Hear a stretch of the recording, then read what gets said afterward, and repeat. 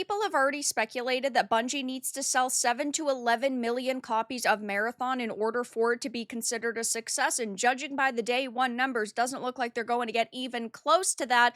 But Slay the Spire 2 launched on the same day at the same time, and it is already doing insane numbers. I have a few different things to show off, but before I get into the topic, if you enjoy the content I create, check out the links in the description, join the community in my live streams, and consider supporting through Patreon or YouTube memberships. Now, these are two pretty different experiences, but at the end of the day, if games launch against each other and one game is doing quadruple the amount of players at a similar price tag, you can clearly tell what game launched and is doing better. And sure, when it comes to Marathon, this is not just a game that needs to sell copies up front, but also needs to keep those players around.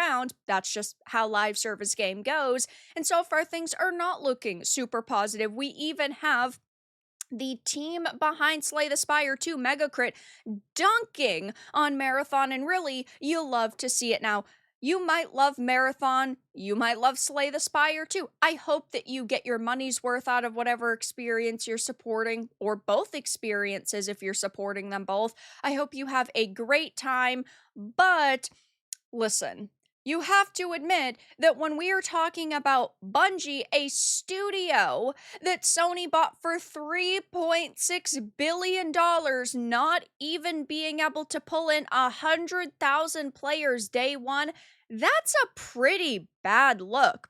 The all-time peak 16 hours ago at release was 88,337, and we don't have console numbers. We're probably never going to get the full picture, but 88K doesn't sound good when you take into consideration that generally you don't see one platform doing 88K and another platform doing 4 million. They're typically pretty similar in terms of active player counts, and the drop off has already been pretty big.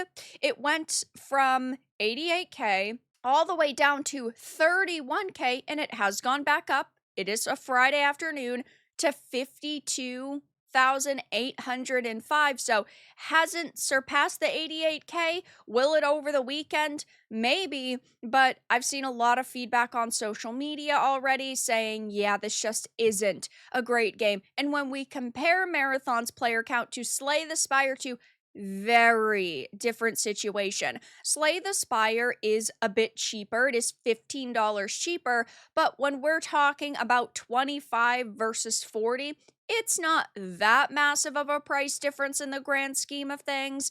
They are very different genres and very different types of games, but it's clear that gamers were excited for one game, and for the other game, there are people that were just saying, maybe it'll be okay, but I'm not buying it at release, as the all-time peak for Slay the Spire 2 is 430,456, and the all-time peak was only 4 hours ago in the early morning of Friday, March 6th. So boy, oh boy, is this a very different situation that they have on their hands. And Megacrit, again, team behind Slay the Spire 2, reposted Marathon's launch day ad and said, congratulations to the Marathon team on their launch. Don't let small indie passion projects like this pass you by just because Slay the Spire 2 is out. This is so fucking funny, because for years now we have seen a lot of indie games completely dominate. We have seen indie games completely destroy AAA Slop, and it's happening yet again, and you just know Sony is seething. Sony spent $3.6 billion on Bungie. Marathon is Bungie slash Sony's first massive game release together, and this is the best they can muster? Yeah, that's so freaking funny to me. And clearly a lot of other people too doing laughing images. This is base, the Giga Chad, people trying to hold in their laughs. Indie dev mogged 200 mil project mercilessly. Absolute cinema. And I personally did enjoy Slay the Spire 1.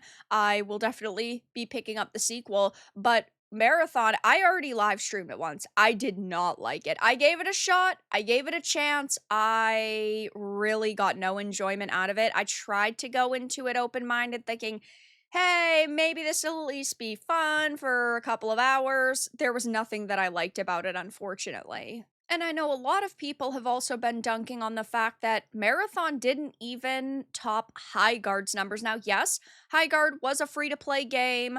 You could just download it and you could just jump into it. But we found out that High Guard had 2 million people who tried it across all platforms. So, will that happen with Marathon? Most likely not, given it is a paid experience, but again, we're talking about Bungie here. Bungie should easily be able to draw in 150k players day one on Steam minimum, but that didn't happen. And if we go to SteamDB and we look at the top currently global selling Steam games list, Slay the Spire is number 1, Counter-Strike 2 is number 2, and Marathon is number 3. So true, Marathon is beating Resident Evil Requiem.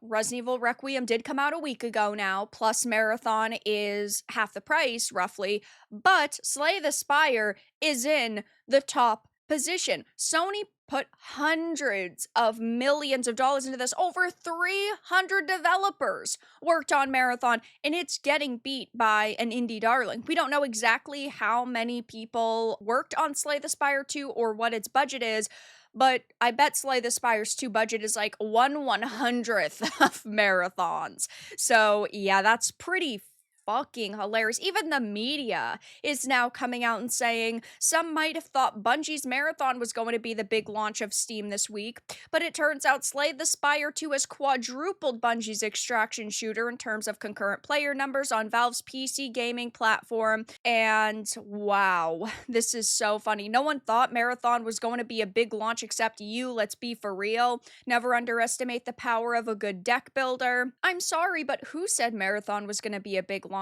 Not a single person even thought it would have more players than Ark. There are more casual players than Sweats, and it's going to be so funny to see this line of coping happening with the mainstream media over the next couple of days, because you just know for a fact that they're going to say, well, the extraction genre has always been more niche, and, well, Bungie's first attempt at it is going pretty good, and we need to give it some time, and Sony's got a lot of money to throw to this, blah, blah, blah, blah, blah. It didn't even touch Arc Raiders' current peak. Its 24-hour peak was 192,000. As you can see, it's not like it went through some massive dip. It did go down a little bit compared to the all-time peak a few days ago, like on Monday, 252. Yesterday's was 191, but at the same time, I don't think that this was specifically because all these people are going to Marathon. It's fine if you want to balance 10 games at once. It's fine if you want to be an Arc Raiders player and a Marathon player, but yeah, I do think a massive problem with Marathon is forced wipes. In Arc Raiders, you can do the expeditions, which is the wipe system, but it's not required, and in Marathon, in 90 days, it's going to be required of everyone, and I think that that is going to force a lot of people away. So yeah, I love seeing indie games succeed, and maybe Marathon will stand the test of time. Maybe over the next few weeks, it'll hold the 80k pretty consistently. I just think so far, for a game that probably cost hundreds of millions of dollars, a game that's already gone through massive controversies, and a game that Sony clearly had a lot of high hopes for, it's not looking too good. But that's all that I had to discuss in this video. Let everyone know your thoughts in the comments below. If you found this important and informative, make sure to give it a like, share it, and subscribe to the channel. And if you didn't, give it a dislike. I appreciate your support either way, but I'll talk to you all again in the next video really soon.